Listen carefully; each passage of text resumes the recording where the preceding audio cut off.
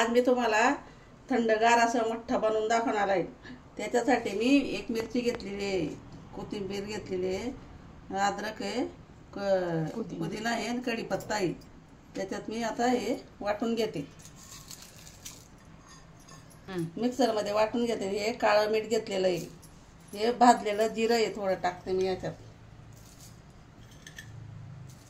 आता हे पाणी टाकून वाटून घेते। हे घरचं दही घेतलेलं आहे, त्याला असं थोडं गार पाणी टाकते मी आणि रवीने असं फेटून घेणार आहे मी। आता आपलं हे ताक तयार झालेलं आहे, त्याच्यात हा मसाला मी वाटून गाळून टाकून देते आता मी याच्यात।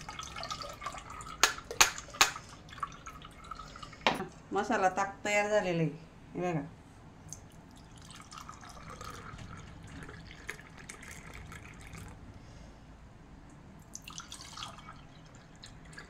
मी आता हे भाजलेलं जिरं टाकते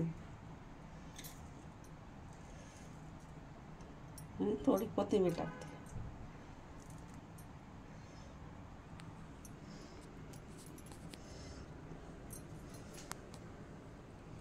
हा थोडा चाट मसाला टाकते।